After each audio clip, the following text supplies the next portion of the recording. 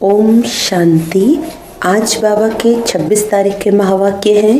बाबा ने कहा, मीठे बच्चे, सबसे बड़ी बीमारी देह अभिमान की है। इससे ही डाउनफॉल हुआ है। इसीलिए अब देही अभिमानी बनो। सबसे बड़ी बीमारी देह अभिमान की है। इससे ही डाउनफॉल हुआ है। इसीलिए अब देही अभिमानी बनो। प्रश्न है, तुम बच्चों की कर्मातीत अवस्था कब होगी? उत्तर में बाबा ने बताया, जब योग बल से कर्म भोग पर विजय प्राप्त करेंगे, पूरा देही अभिमानी बनेंगे। यह देह अभिमान का ही रोग सबसे बड़ा है। इससे दुनिया पतित हुई है। देही अभिमानी बनो तो वह खुशी, वह नशा रहे, चलन भी सुधरे। गीत है, रात के राही थक मत जाना, सुबह की मंजिल दूर नहीं। ओम शांति। राही का अर्थ तो बच्चों ने सुना और तो कोई समझा नहीं सकते सिवाय तुम ब्रह्मा मुख वंशावली ब्राह्मणों के। तुम जो देवी देवता थे तो मनुष्य, परंतु तुम्हारी सीरत बहुत अच्छी थी। तुम सर्वगुण संपन्न, 16 कला संपूर्ण थे। तुम विश्व के मालिक थे। हीरे जैसे से कौड़ी जैसा कैसे बने, ये कोई मनुष्य नहीं जानते। तुमने भी नंबरवार पुरुषार्थ अनुसार पलटा खाया है, यानी परिवर्तन हुए हैं। अभी तुम देवता बने नहीं हो, रिजुवनेट हो रहे हो। कोई थोड़ा बदले हैं, कोई 5%, कोई 10%। सीरत बदलती जाती है।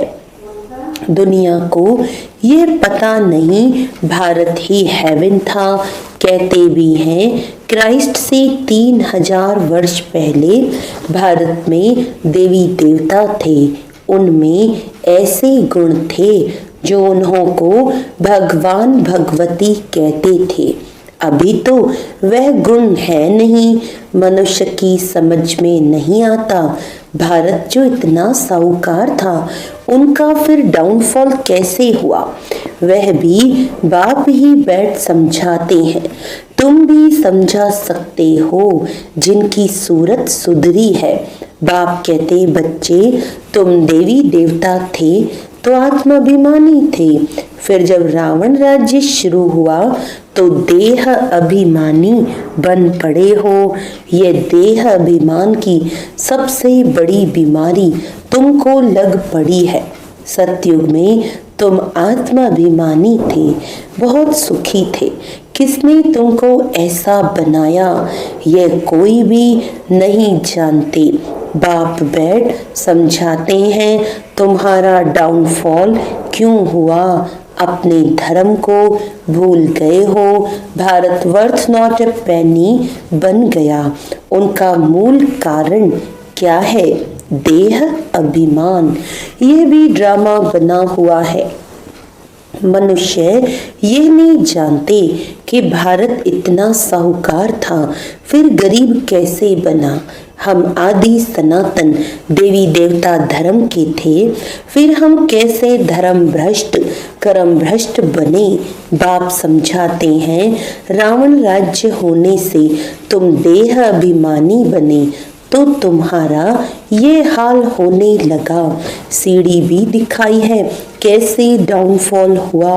वर्थ नॉट ए पेनी का भी मुख्य कारण देह अभिमान है। ये भी बाप बैठ समझाते हैं। शास्त्रों में कल्प की आयु लाखों वर्ष लगा दी है। आजकल समझदार हैं क्रिश्चियन लोग, वह भी कहते हैं क्राइस्ट से 3000 वर्ष पहले पैराडाइज था। भारतवासी यह समझ नहीं सकते कि प्राचीन भारत ही था जिसको स्वर्ग हेवन कहा जाता है। आजकल तो भारत की फुल हिस्ट्री ज्योग्राफी को जानते ही नहीं है, थोड़े बच्चों में थोड़ा ज्ञान है तो देह अभिमान आ जाता है। समझते हैं हमारे जैसा कोई है नहीं। बाप समझाते हैं भारत की ऐसी दुर्दशा क्यों हुई। बापू गांधी भी कहते थे पतित पावन आओ, आकर राम राज्य स्थापन करो। आत्मा को जरूर कभी बाप से सुख मिला है तो पतित पावन को याद करते हैं। बाप समझाते हैं हमारे बच्चे जो शूद्र से बदल ब्राह्मण बनते हैं वह भी पूरा देही अभिमानी नहीं बनते हैं, घड़ी घड़ी देह अभिमान में आ जाते हैं। यह है सबसे पुराना रोग जिससे यह हाल हुआ है। देही अभिमानी बनने में बड़ी मेहनत है। जितना देही अभिमानी बनेंगे उतना बाप को याद करेंगे, फिर अथाह खुशी रहनी चाहिए। गाया जाता है परवाह थी पार ब्रह्म में रहने वाले परमेश्वर की, वह मिल गया उससे 21 जन्म का वर्षा मिलता है। बाकी क्या चाहिए। तुम सिर्फ देही अभिमानी बनो, मामे कम याद करो, भल गृहस्थ व्यवहार में रहो। सारी दुनिया में देह अभिमान में है। भारत जो इतना ऊंच था उसका डाउनफॉल हुआ है। हिस्ट्री ज्योग्राफी क्या है ये कोई बता न सके। ये बातें कोई भी शास्त्रों में नहीं है। देवताएं आत्माभिमानी थे, जानते थे एक देह को छोड़ दूसरी लेनी है। परमात्म अभिमानी नहीं थे। तुम जितना बाप को याद करेंगे, देही अभिमानी रहेंगे, उतना बहुत मीठा बनेंगे। देह अभिमान में आने से ही लड़ना झगड़ना बंदरपना आ जाता है। ये बाप समझाते हैं, ये बाबा भी समझ रहे हैं। बच्चे देह अभिमान में आकर शिव बाबा को भूल जाते हैं। अच्छे अच्छे बच्चे देह अभिमान में रहते हैं, देही अभिमानी बनते ही नहीं हैं। तुम कोई को भी ये बेहद की हिस्ट्री ज्योग्राफी समझा सकते हो। बरोबर सूर्यवंशी चंद्रवंशी राजधानी थी। ड्रामा का किसको भी पता नहीं है। भारत जो इतना गिरा, डाउनफॉल की जड़ है देह अभिमान। बच्चों में भी देह अभिमान आ जाता है। यह नहीं समझते कि हमको डायरेक्शन कौन देते हैं। हमेशा समझो शिव बाबा कहते हैं। शिव बाबा को याद न करने से देह अभिमान में आ जाते हैं। सारी दुनिया देह अभिमानी बन गई है। तब बाप कहते हैं माँ में कम याद करो, अपने को आत्मा समझो। आत्मा देह द्वारा सुनती है, पाठ बजाती है। बाप कितना अच्छी रीति समझाते हैं। भल भाषण तो बहुत अच्छा कर लेते हैं, परंतु चलन भी तो अच्छी चाहिए ना। देह अभिमान होने के कारण फेल हो जाते हैं। वह खुशी वह नशा नहीं रहता। फिर बड़े विक्रम भी उनसे होते हैं, जिस कारण बड़े दंड के भागी बन पड़ते हैं। देह अभिमानी बनने से बहुत नुकसान पाते हैं, बहुत सजा खानी पड़ती है। बाप कहते हैं ये गॉडली वर्ल्ड गवर्नमेंट है ना, मुझ गॉड की गवर्नमेंट का राइट हैंड है धर्मराज। तुम अच्छे कर्म करते हो तो उनका फल अच्छा मिलता है, बुरे कर्म करते हो तो उनकी सजा खाते हो। सब गर्भ जेल में ही सजाएं खाते हैं। उस पर भी एक कहानी है। ये सब बातें इस समय की हैं। महिमा एक बाप की है, दूसरे कोई की महिमा है नहीं।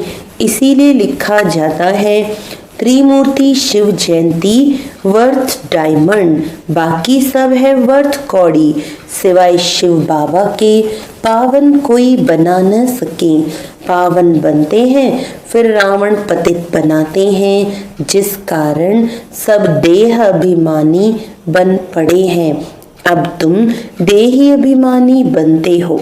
ये देही अभिमानी अवस्था 21 जन्म चलती है, तो बलिहारी एक की गाई जाती है। भारत को स्वर्ग बनाने वाला शिव बाबा है। ये किसको पता नहीं कि शिव बाबा कब आया।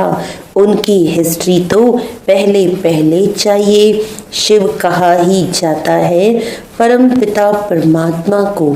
तुम जानते हो देह अभिमान के कारण डाउनफॉल होता है। ऐसा हो तब तो बाप आए राइज करने। राइज और फॉल, दिन और रात, ज्ञान सूर्य प्रगटा, अज्ञान अंधेर विनाश। सबसे जास्ती अज्ञान है यह देह अभिमान। आत्मा का तो किसको पता नहीं है। आत्मा सो परमात्मा कह देते हैं, तो कितने पाप आत्मा हो गए हैं। इसीलिए डाउनफॉल हुआ है। 84 जन्म लिए हैं, सीढ़ी नीचे उतरते आए हैं। यह खेल बना हुआ है। ये वर्ल्ड की हिस्ट्री ज्योग्राफी तुम बच्चे जानते हो और कोई नहीं जानते। विश्व का डाउनफॉल कैसे हुआ वे तो समझते हैं कि साइंस से बहुत तरक्की हुई है। यह नहीं समझते कि दुनिया और ही पतित नरक बन गई है। देह अभिमान बहुत है। बाप कहते हैं अभी तुमको देही अभिमानी बनना है। अच्छे महारथी ढेर है, ज्ञान बड़ा अच्छा सुनाते, परंतु देह अभिमान पूरा हटा नहीं है। देह अभिमान के कारण कोई में क्रोध का अंश, कोई में मोह का अंश, कुछ न कुछ है। सीरत सुधरनी चाहिए ना, बहुत बहुत मीठा बनना चाहिए। तब मिसाल देते हैं शेर बकरी इकट्ठे जल पीते हैं। वहाँ कोई ऐसे दुख देने वाले जानवर भी होते नहीं। इन बातों को भी मुश्किल कोई समझते हैं। नंबरवार समझने वाले हैं। कर्म भोग निकल जाए, कर्मातीत अवस्था हो जाए, ये मुश्किल होती है।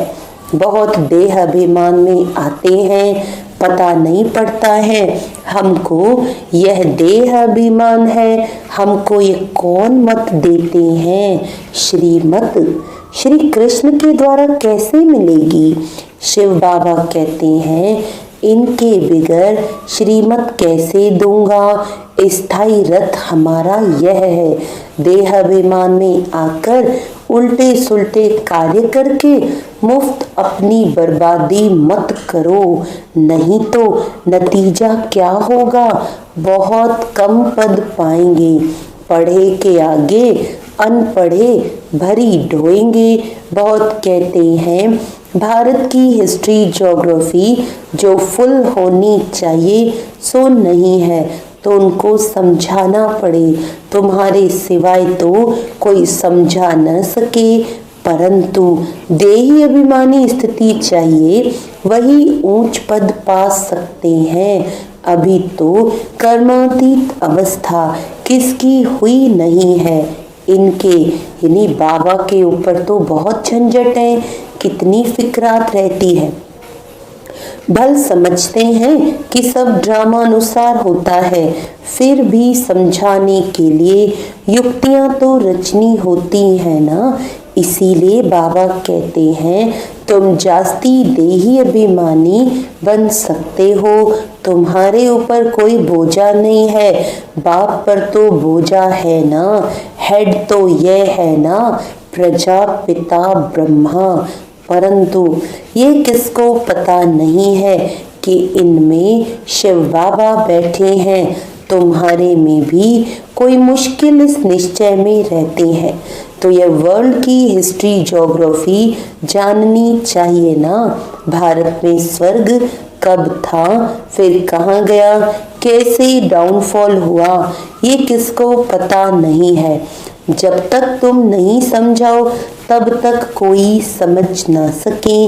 इसीलिए बाबा डायरेक्शन देते हैं, लिखा पढ़ी करो। तो स्कूलों में वर्ल्ड की हिस्ट्री ज्योग्राफी बतानी चाहिए, डाउनफॉल पर भाषण करना चाहिए। भारत हीरे जैसा था, वह फिर कौड़ी जैसा कैसे बना, कितने वर्ष लगे, हम समझाते हैं। ऐसे पर्चे एरोप्लेन द्वारा गिरा सकते हैं। समझाने वाला बड़ा होशियार चाहिए। गवर्नमेंट चाहती है तो गवर्नमेंट का ही हॉल विज्ञान भवन जो दिल्ली में है, वहाँ सबको बुलाना चाहिए। अखबार में भी डाला जाए, कार्ड भी सबको भेज दें। हम आपको सारे वर्ल्ड की हिस्ट्री ज्योग्राफी आदि से अंत तक समझाते हैं।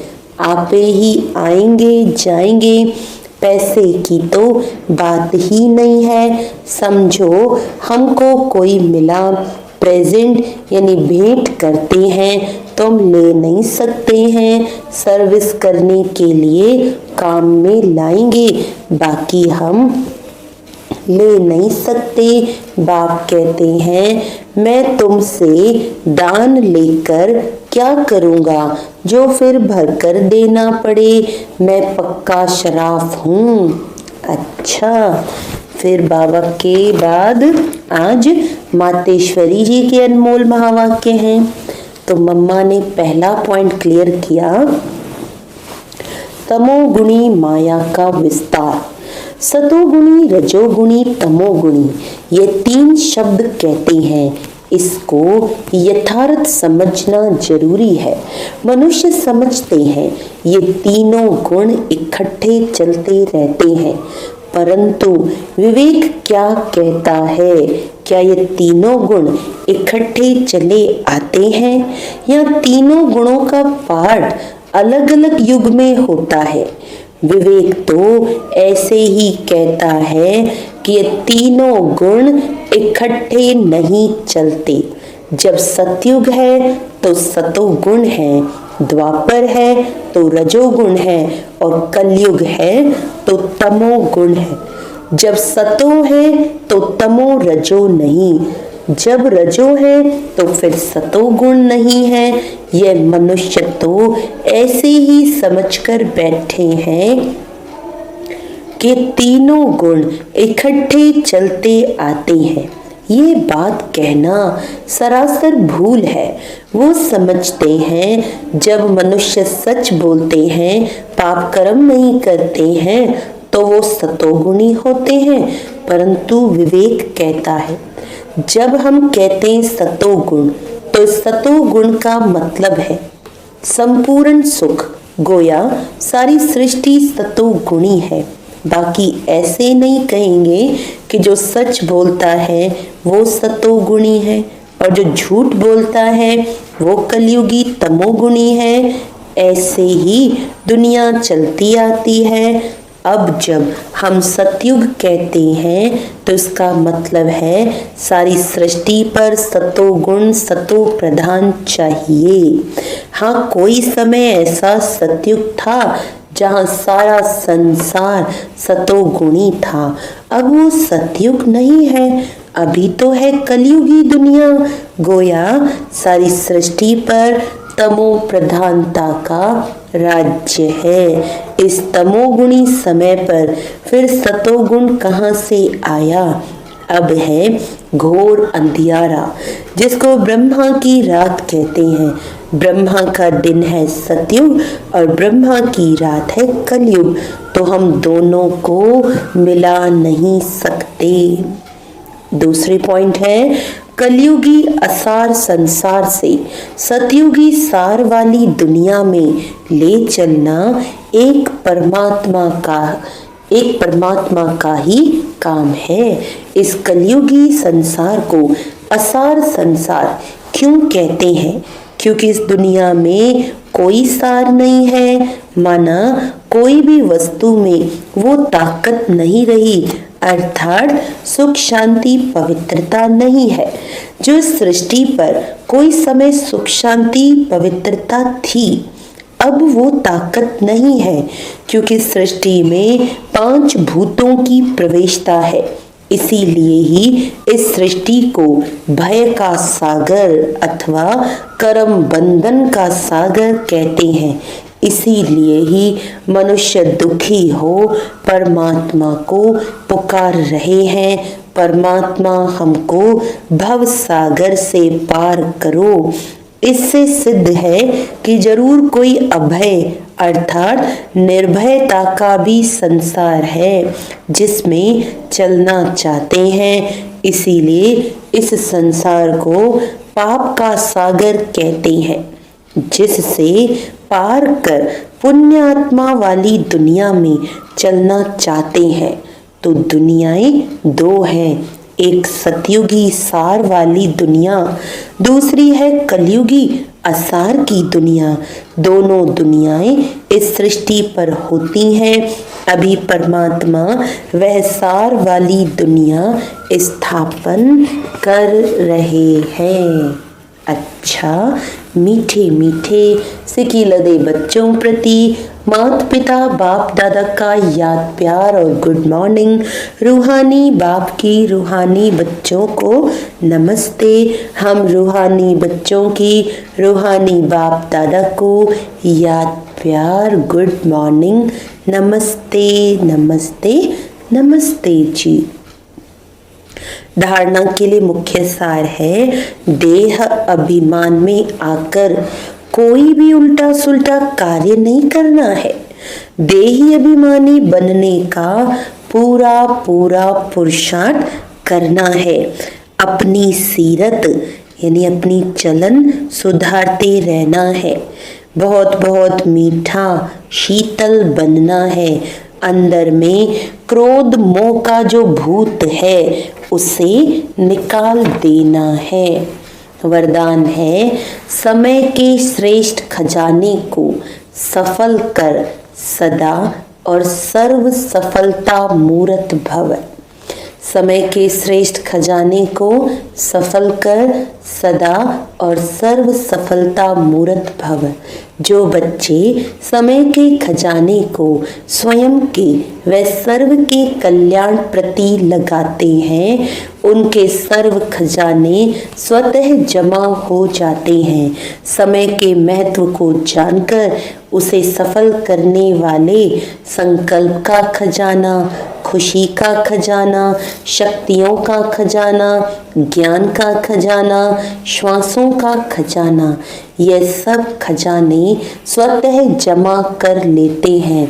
सिर्फ अलबेलेपन को छोड़ समय के खजाने को सफल करो तो सदा और सर्व सफलता मूरत बन जाएंगे। स्लोगन है, एकाग्रता द्वारा सागर के तले में जाकर, एकाग्रता द्वारा सागर के तले में जाकर अनुभवों के हीरे मोती प्राप्त करना ही अनुभवी मूरत बनना है। अच्छा, ओम शांति।